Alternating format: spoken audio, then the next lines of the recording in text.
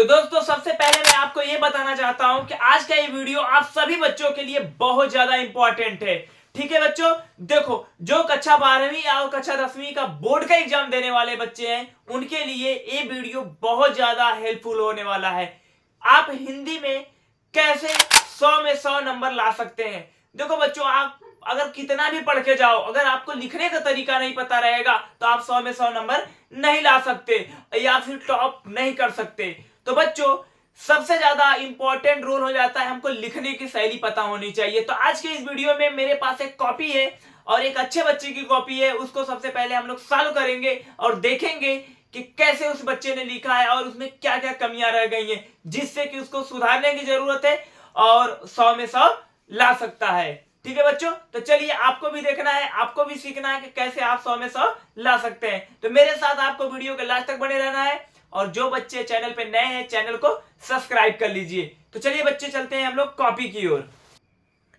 तो बच्चों मेरे सामने एक कॉपी है, वो कॉपी किस सब्जेक्ट की है? हिंदी की है। आज 18/2/2025 को इस कॉपी को मैं आपको दिखा रहा हूं बच्चों।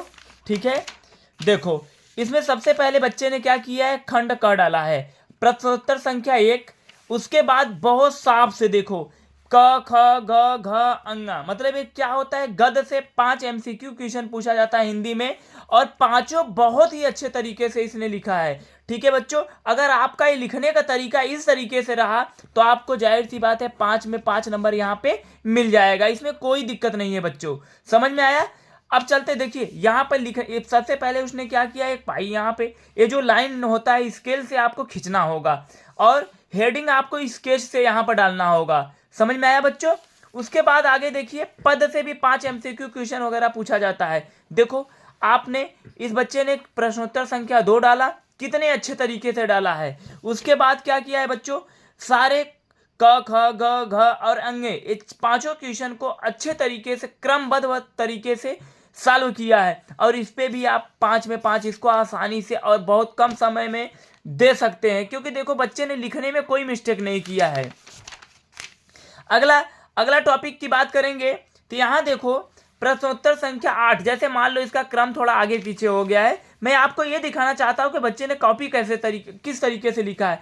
यहाँ सबसे पहले ये आप देखेंगे, ये क्या है, इसको जैसे आप संकेत लिखते हैं ना, गद्य हो या पद हो, उसमें संकेत लिखा जाता है। तो इस बच्चे ने, हाँ एक चीज ध्यान देंगे कि कट पीट आपको यहाँ नहीं होना चाहिए। जैसे इस बच्चे ने यहाँ पर कट कर दिया है, कटिंग कर दिया है, तो ये चीजें थोड़ा सा आपको सावधानियां बरतनी होगी इसमें। ठीक है, और यहाँ पर देखो बच्चों, कभी कभी क्या करते हैं आप सभी लोग गलतियां कर देते हो कि संकेत नहीं लिखते और जल्दीबाजी में आप संदर्भ या प्रसंग जो भी होता है उसको हम लोग इसके आगे मतलब अनुवाद वगैरह करने लगते हैं, तो ये हमारा रॉन्ग मेथड होगा। सबसे पहले बच्चों आपको संकेत लिखना है। ठीक है, इस बच्चे ने काफी अच्छा किया है।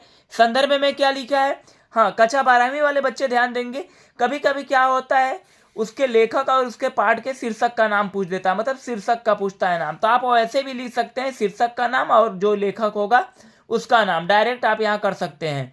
और कभी कभी आपको संदर्भ पूछा रहता है, तो संदर्भ जब पूछेगा तो आप क्या लिखेंगे, प्रस्तुत गद्यांश हमारी पाठ्य पुस्तक हिंदी।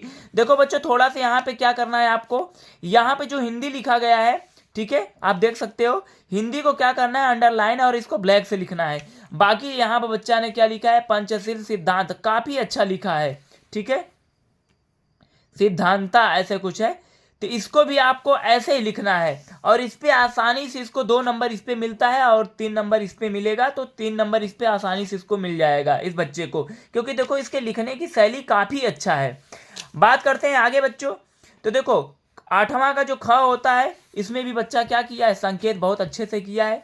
उसके बाद संदर्भ किया है, संस्कृत है दिग्दर्शिका सुभाष रत्नानी नामक चैप्टर से जो है लिया गया है, 2 नंबर इस पे मिलेगा और इसका हिंदी में अनुवाद देखो क्या हेडिंग लिखा है, बहुत अच्छे तरीके से लिखा है बच्चा ने, इस पे भी 3 नंबर इसको आसानी से मिल जाएगा। तो देखो बच्चों ये 5 नंबर का क्वेश्चन होता है, 5 में 5 इसको मिलेगा ही मिलेगा, 5 में 5 इसको मिलेगा ही मिलेगा इस पे, अगर आपको लिखने की शैली इस तरीके से है।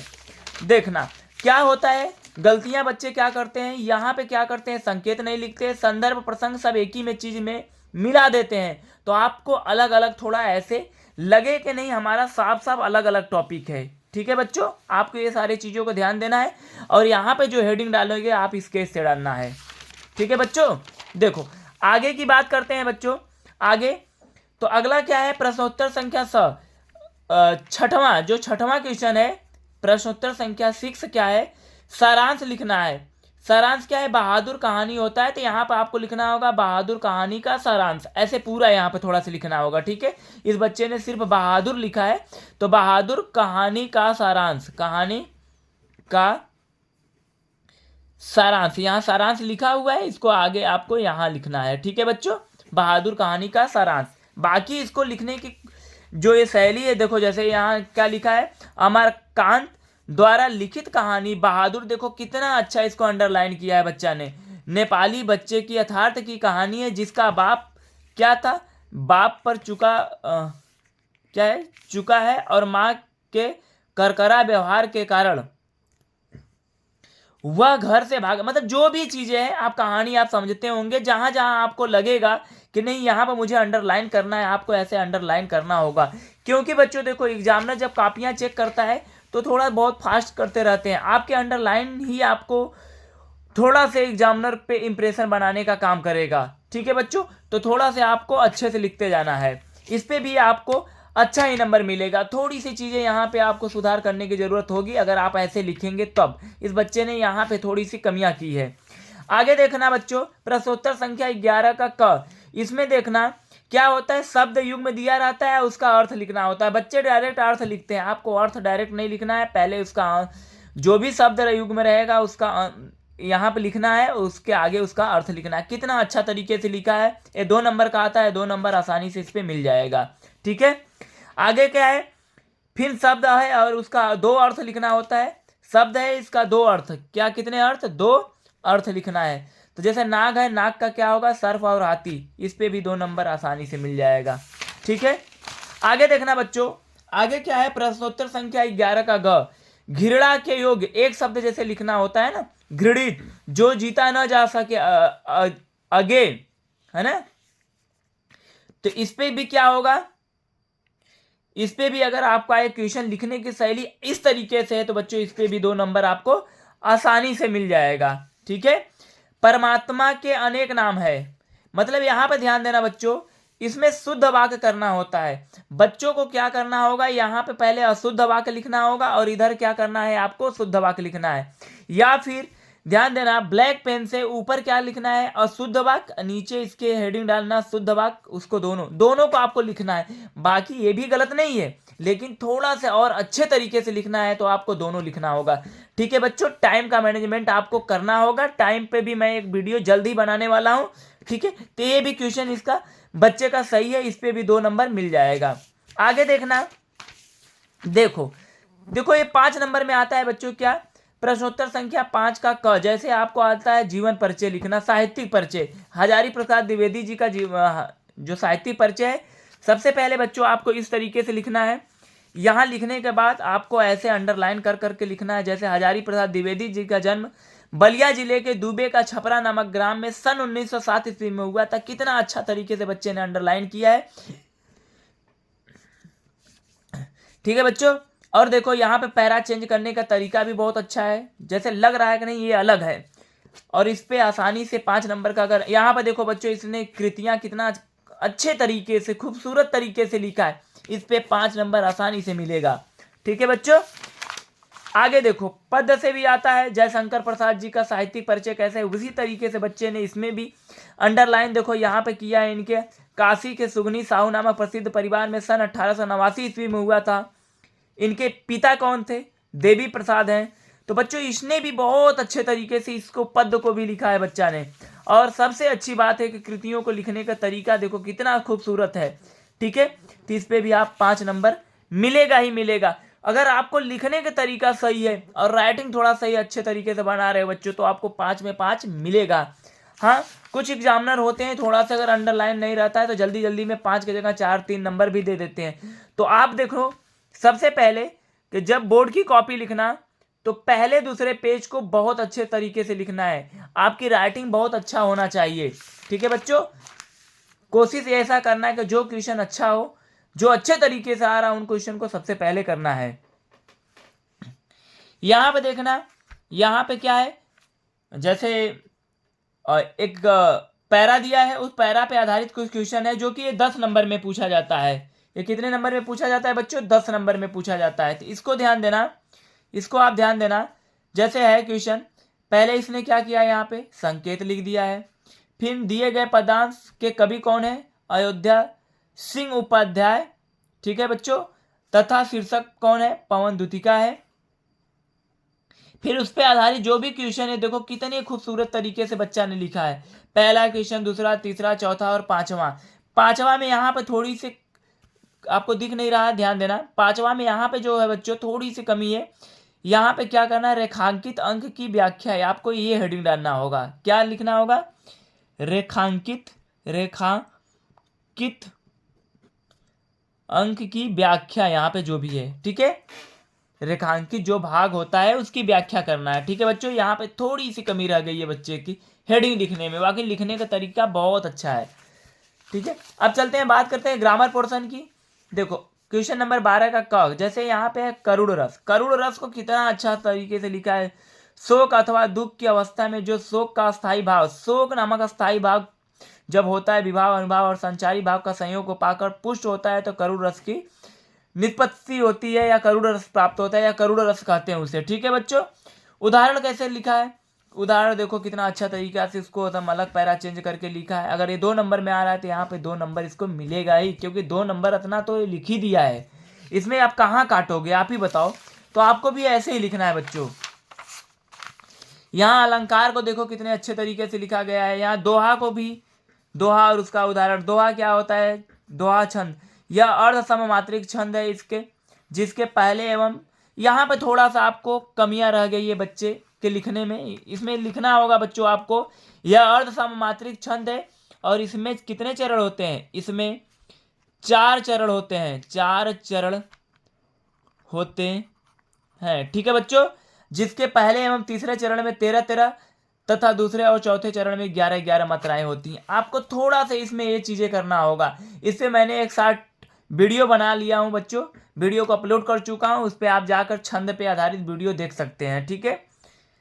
जिसमें आपको ट्रिक के माध्यम से सारे छंद को बहुत कम, बस 5 मिनट के अंदर बताया गया है। अगला देखो बच्चों, देखो यहां बच्चे ने क्या किया है? शिक्षा प्राप्त करने हेतु, ऋण हेतु क्या किया है? प्रार्थना पत्र लिखा है, ठीक है। शिक्षा प्राप्त करने के लिए प्रार्थना पत्र लिखा है। तो विषय यहाँ पे लिखा है सेवा में, विषय को आपको यहाँ डालना है ना बच्चों, विषय को आपको यहाँ डालना है। इसके सामने आपको ऐसे शिक्षा प्राप्त करने हेतु, ऋण हेतु के लिए ऋण, ठीक है। महोदय कितना अच्छे तरीके से, महोदय के बाद कामा लगाना है, पैरा चेंज करके लिखना होगा। सभी ने निवेदन की जो भी चीजें काफी अच्छे तरीके से यहाँ अतः करके थोड़ा सा लिखना है।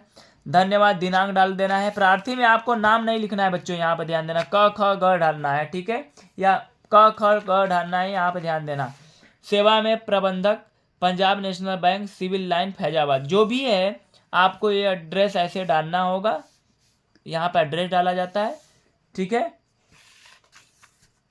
अब आगे बात करते हैं बच्चों, आगे बात करते हैं हम लोग निबंध की, ठीक है। जैसे एक यहाँ पे क्या है, उसका रूपरेखा तैयार किया गया। जैसे बढ़ती जनसंख्या के रूपरेखा, पहले आपको रूपरेखा लिखना होगा, ऐसे हेडिंग डालना होगा, फिर प्रस्तावना, फिर इन हेडिंगों को हेडिंग वाइज आपको लिखना होगा, ठीक है बच्चों। अगर आप ऐसे लिखेंगे जैसे इस तरीके से लिखा गया, अगर ये 5 नंबर 6 नंबर जितना भी आता है, लगभग में पूरी चांस है कि आपको मिल जाएगा। देखो इस बच्चे ने यहाँ पे थोड़ा सा लिखकर एक क्वेश्चन को तैयार किया है, रूपरेखा इसको भी बनाया है। जैसे देखो, बढ़ती जनसंख्या, रोजगार और समस्या पे रूपरेखा कितने अच्छे तरीके से लिखा है। फिर प्रस्तावना कितने अच्छे तरीके से लिखा है।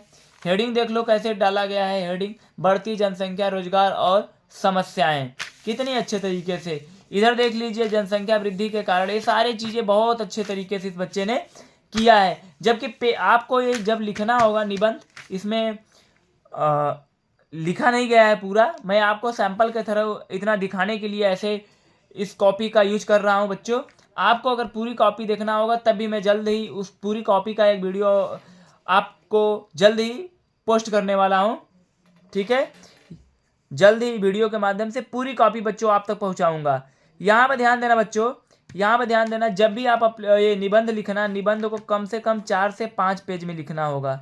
4 से 5 पेज में लिखना है। 4 पेज तो श्योर है आप लिखना है। और एक चीज़ और गलती क्या करते हैं बच्चे, यहाँ पे जब ये प्रार्थना पत्र लिख रहे होते हैं, प्रार्थना पत्र जब लिख रहे होते हैं बच्चों, तो क्या करते हैं कि कुछ टॉपिक यहाँ लिखने के बाद कुछ बच जाता है तो इसको अगले पेज पर लिख देते हैं।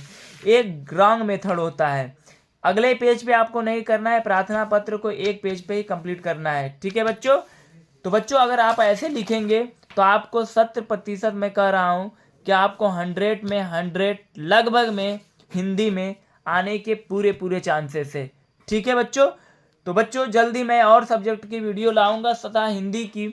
आप लोगों को बोर्ड के एग्जाम से पहले एक हिंदी की पूरी कंप्लीट सॉल्यूशन के साथ एक कॉपी, जिससे कि अच्छे से कैसे लिखते हैं और लिखा हुआ वीडियो आप तक पहुंचाने का कोशिश करूंगा बच्चों जल्दी।